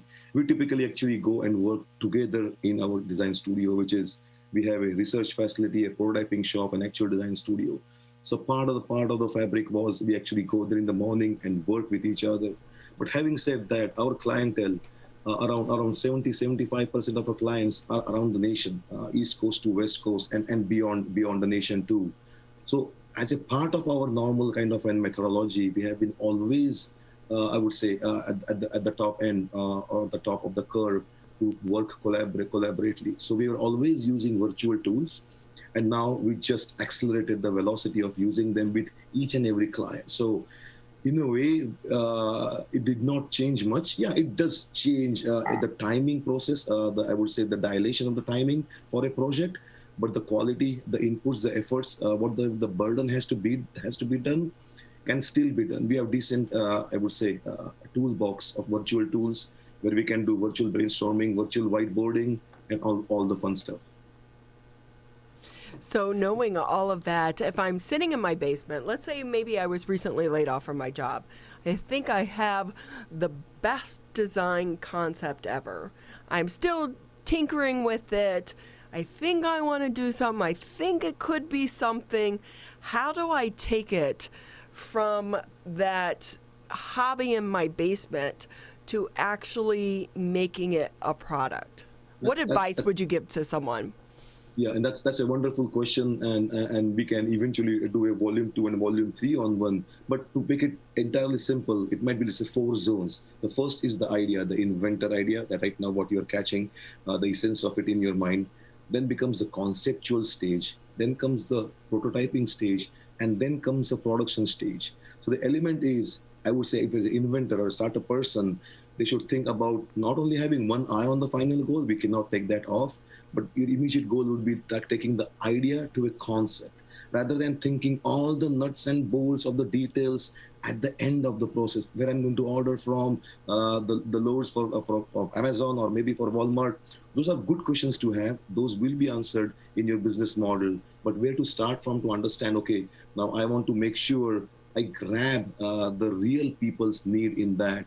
So the conceptual stage becomes the next stable stage. And you can invest your own dime. You can go to a design studio, but trying to make sure at least have 100 people understand and I would say learn through your concept gives you a little bit of confidence to go and approach a mature design studio before investing a little bit more, because investment will be needed, but the right investment trying to right problems. See, the thing is, as a design studio, anything we do will always be beautiful and usable, but we start with identifying the right problems to solve them beautifully. So the thing is for an inventor is, and we all know this, there's only one beautiful baby in the world, and every mother has it. The same thing happens with the inventor too. He or she belongs to that idea and they fall in love with it. It's good, but we will try to have them park it on the idea parking map, and then we'll try to produce some options, because if you want to choose something, you need to have options, and those options have to come literally from the point of the origin rather than our own personal biases. So we just help in meandering around those kind of milestones, and then the rest should be success. Jivak Badvi with us. He's the Principal and Director of Strategic Growth at Sundberg Farrar, joining us today on the Oakland County Megacast. And Jivak, with that in mind, you also want to keep in the back of your mind as you are designing these products, whether you're going through a design company or you're thinking about putting a product to market individually without any partnership from outside organizations. You also want to think about going back to what you said with your ideas and your product being malleable and be able to change over time and adjust to what the market reacts to with your product and what the market shows you need with that. So when you're going into this process, what should you be thinking about as you're designing a new product, as you're inventing a new product? What questions do you suggest be asked of someone or a company as they go to a design firm like yours and develop these ideas? Yeah, that's an interesting point you mentioned about the malleability of the product. If I try to let's say unpack that element as such, the element here would be the malleability, the ductility, the kind of volatility would be there in the needs of the people, how to extract them. Because when it comes to the product stage, you have to make sure you understand the promises you're going to make to the world, your brand promise, and how to make sure you squeeze your brand product into the product you have. So the element here is, once you squeeze that, you solve it for somebody. You are not solving it for you or me. Let's say designer also, we are designers. Designer is not the user. There is a double meaning to that. You have to understand how people are going to look at it. And when I say people, it will be that target segment. We are going to lock it for these demographics and solve it for them. So the malleability would be in the portfolio rather than in the product. Because when you say about the product, and when I say product, it can be an object, it can be a service, it can be a kiosk, a packaging, an implemented device. It's an objectified kind of an element. So when we say is stop being all things for everyone, start by being something to someone. So when we make sure we converge all those attributes that we want into a product, if we want to do something else, it's not adding it to the same product, because then it becomes too much features and too overcomplicated elements as such. So nice to package that into one and then have the family of products, because eventually when we want to go from, let's say, a startup world to a small, medium-sized firm, it's not just the element of when you say about the success comes from the portfolio of products, not just one products. And then every product with it can be late customized also. 60, 70, 80% can be the same components as such. So how to make sure you plan your strategic planning of the products for the malleability in the market, because eventually trying to complicate the products more might become a huge, I would say, obstacle in going forward. Because I think, Tyler, the element is every person or every company, a good mature company with the right intentions, every company starts to design a product that everybody loves. But what they end up designing is a product that nobody hates. And that dilution happens. And then our responsibility, as you said, is to make sure the dilution does not happen. You fix that product or the services based on that target segment, and then go into the to the next world. So that was a little bit longer answer to the first part that you mentioned. The second thing about asking questions, that's the main thing. It's not going with the confirmation biases of the inventor or you or me. Everybody's biased. I would be biased too. How you can try to distance yourself away from the bias, that will only happen when the designers are not designing in their lab, the futures lab or their prototyping shop. You have to go to the point of origin and start provoking and establishing an element of why you are doing this. It can be as simple as that. But sometimes it has to be observations also, ethnography. Just asking questions is one thing, and we do ask really honest, straight questions. But humans, machines are simple to design. Humans are the complex species of all. Because when we say humans see one thing, they feel one thing, they think one thing, and what they do is entirely different, and then what they write down in a survey result is completely different. And not that they have any ill intentions, that's the way we are designed. We always try to answer in the future. Let's say you're doing a survey and asking me about my nutrition and health and fitness. I will always say, like, yeah, I eat pretty good. I know I just ate a pizza slice, but I will try to answer in the future ideal state. So the element is how to go there at the point of origin in the field, see what's used, what is not used, how are they used. And one more element before I pause is not to see how they're using it, but trying to see how they are misusing it. And then asking that, like, why, what's happening? And then coming back, and the design researcher and the designer, industrial designer, working in tandem to solve from the reality rather than just an fabrication of an persona. So in knowing that, I think we have all met an individual or two during this crisis and this pandemic. They've come up with something they think is the better, the greatest invention since sliced bread that they want to get out there. But when you meet some of these people and then they, maybe toss their design out to you and you give them what you believe to be your honest feedback, if they don't take it, do you feel like some of these great inventions never get off the ground because the people inventing them get too attached to one view or one way they see that invention operating? And if so, if you're that person on the back end of it, having that conversation, how can you tell them, hey, that stinks? That's as a consultancy, it's always a fine line. But the element is the good part is Sunberg for our studio being here for the last 87 years. I have a tremendous goodwill in trying to, and the thought leadership and the experience, not just experience of me for the last 25 years, but the collective experience of what we're coming ahead with. So it happens. Sometimes individuals or companies come to us with the right mind they have. They can come to us to think about a zone or an area where we need to solve a problem, or they can come up with an already existing device that we can try to improve on to solve the needs of the people. But sometimes it happens that they are reacting to a symptom rather than the deep, I would say, real problem as such. And just the earlier discussions also, as we are trying to write a proposal to them, we can identify and unfold some of them. And then we have to also put some evidence and reason in why we think that may or may not work. So the thing is, Ronnie, there can be two classifications. We can always design meaningful and beautiful and purposeful products. But can they be completely fit in the market because of the affordability and the acceptability? So there are not just the areas of design for desirability. So when we say design studio, our predominant thing is to make sure we are human-centric design and humans are the other people, not in your company. So we do design, let me grab my amazing tool, a flicker right here. So one thing is design for desirability. The other thing is design for feasibility. The engineering elements have to be met, right? Means laws of physics just cannot be broken. But the third part is also the design for the viability of the business.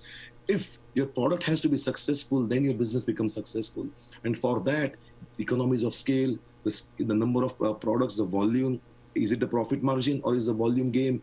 We as designers, the onus is on us to understand what are the other market forces happening over there, and then align the product design with those expected market forces. Some products, let's say you want to design a new coffee cup, maybe it's not complex as such. There's a complete different market tendencies of who might upset you. But if you're designing a complex product like a lawnmower, there's a little bit more complications over there. So it defines what the product is, which area you are in, what timeline you're going to go in. And together, when we try to arrange those things together, those things become pretty apparent. And we still, as I said, let the inventor carry on with their idea, but we make sure we have completely distinct ideas, not only distinct from the competition in the market, but distinct from each other. And then before the start of the journey, we understand what would make the business successful. We have a scorecard for that, and we call it two scorecards, the business scorecard and the emotional scorecard. And when we have these choices on the table, we go through the scorecards as such, the technical specifications and the emotional specifications and the commercial specifications combined together literally gives you the evidence and the confidence to go with which product you have. Well, thank you so much for all of your insight and your advice today. So many people out there during this crisis and this pandemic have been trying to come up with their own innovations. And I do think it's a great time for creativity and to spark creativity. And but being able to get that creativity from your basement to actually a product that is utilized by the public is something totally different. So it's been great speaking with you today. Always great to have you on the show and to share your insight. Tyler and I are going to take a quick break here on the Oakland County Megacast. Just about 15 minutes left in the show. And when we come back, we'll be speaking with the regional CEO for the American Red Cross. This is the Oakland County Megacast. Hi, I'm Dr. Faust, the medical director for the Oakland County Health Division.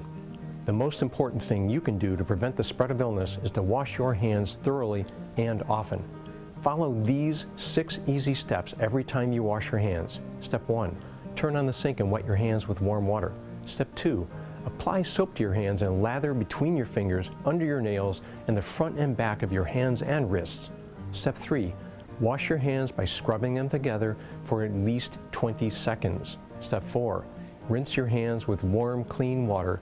And step 5, dry your hands with a clean cloth towel, a paper towel, or hot air blow dryer. If you're using a cloth towel, make sure to change it often. For handheld faucets, turn off the water using a paper towel instead of your bare hand. Step 6, if you're using a paper towel, throw it away.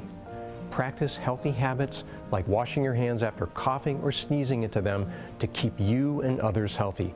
Go to oakgov.com/health or call Nurse on Call at 1-800-848-5533 to learn more. Michigan, the coronavirus pandemic has put us all to the test. And now it's time to put COVID-19 to the test. As we move forward, testing will be critical. We encourage anyone who has reason to get tested to do so, those with symptoms and those without. If you are leaving home and going back to work, get tested. If you think you may have COVID-19 or you've been exposed recently through family, friends, or coworkers, get tested. Our test locator tool can help you find the right testing site that fits your needs. Even if you're looking for easy access with no cost, no prescription, and no appointment necessary, we've got you covered. Help Michigan move forward, not backward. To find a testing site or learn more, visit michigan.gov/coronavirus test. A message from the Michigan Department of Health and Human Services.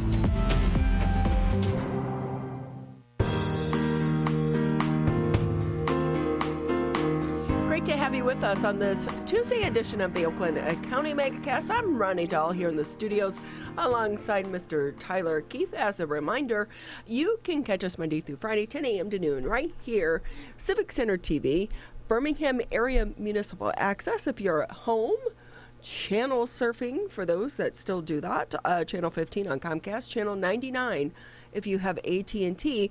If you're out driving around, you can also catch us on 89.3 Lakes FM, 88.1 FM, The Biff. And we also want to say a huge thank you today to the West Bloomfield Township Clerk's Office for allowing us to live stream today's edition of the Oakland County Megacast on their Facebook page. Want to say thank you to them, but also a big thank you too for all of their hard work during this past election. And Tyler, I hope they're getting some much needed rest.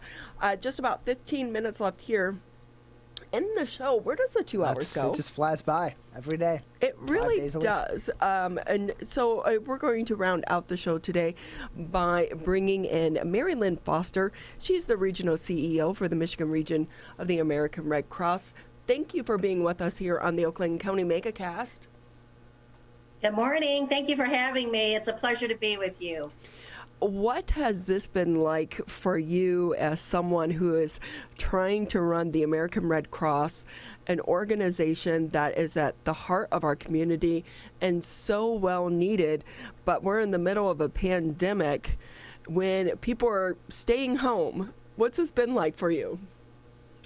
Well, it has been interesting to say the least, but really what the American Red Cross is doing is just a little bit different. We are still fulfilling our mission, which of course is to prevent and alleviate human suffering in the face of these emergencies. That's what we do. That's what our congressional charter sets us out to do. And we're just so thankful to be able to do that. We are considered an essential business, and we've not shut down. The way we are doing our work, I guess, is a little bit different. A lot of us are working, as everyone is, remotely. I'm actually coming to you from my home office in Oakland County myself. And so the response has been a little bit different. When we think about disasters and how we do our work, every single night across the region in Michigan, we are responding to home fires. And as Red Crossers, we absolutely love putting our arms and wrapping our blankets and arms around those that may have just experienced a home fire. So we're doing that a little bit differently. We're doing it in a socially distant manner. We are masking up and communicating with our clients virtually, but we are still here across the region serving our mission, and we're so thankful to be able to do that. Yeah, I think so many people just think about the American Red Cross and donating blood, but as you just mentioned, your effort goes well beyond that, and you got to think about what's happening across the country right now. We've had hurricanes. We have, the state of Florida right now is going through, the hurricane, but the wildfires as well in the West. How is this tapping the resources that you even had built up? So, the beauty of our mission is that we prepare for, respond to, and help our clients recover when these events happen. And, we prepare all year. We just don't wait for these events to happen, of course. We pre-position resources and assets to be able to respond. So as soon as we see an event happening, whether it's a Hurricane Eta, that is in the Gulf right now, and it's been one of the most active disaster seasons for us. There have been 28 named storms so far this disaster season, and that I think about ties the record, in the history books. They start alphabetically, and we're well into the Greek alphabet now. But how we are responding is, like I said, it's just a little bit differently. We traditionally open congregate shelters, and what I mean by that is for a hurricane, we will open up congregate shelters in a church or a school or a community center. So we're doing a little bit of that, but in a socially distant manner, we have pivoted and are now putting folks in hotel rooms so that they are safe, so that they can still receive meals, so that they can we can still work with them and determine what their immediate needs are. So we have pivoted and are partnering with hotels across the country, and that's been a big difference for us and how we are responding. But we're still doing and responding to every single disaster. And whatever the country needs, the American Red Cross continues to be there in Michigan and across the country. And here in Michigan, as I mentioned, we respond to home fires every single night, but we also support the rest of the country in these missions. And we've had dozens and dozens of our volunteers and staff deploy to these national disasters. And they are boots on the ground, seeing what's happening, working with elected officials, assisting in the shelters, assisting with comfort kits, and all the basic needs that our clients require.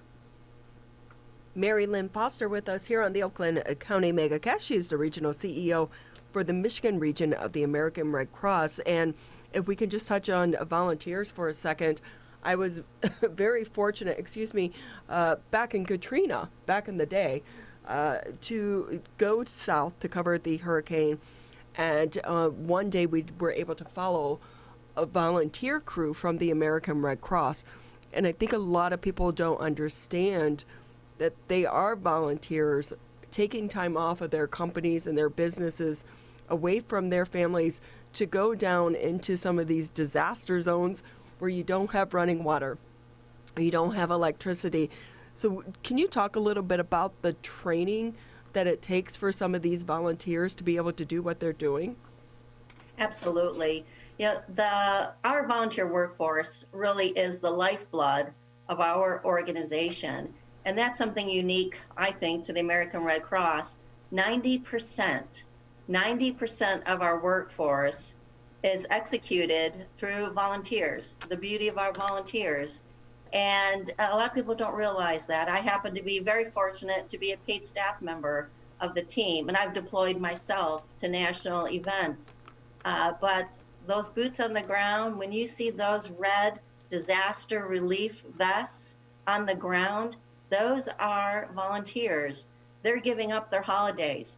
They're giving up vacation time. They're giving up time with their family and their friends to deploy, to help those who need the most help. And it just really is just incredible. I love getting out and meeting our volunteers, and that's what's, of course, more difficult now. But when we have our shelters I get out there and I meet our volunteers, and they just have incredible stories to share. Like what you were just saying about following a volunteer crew around.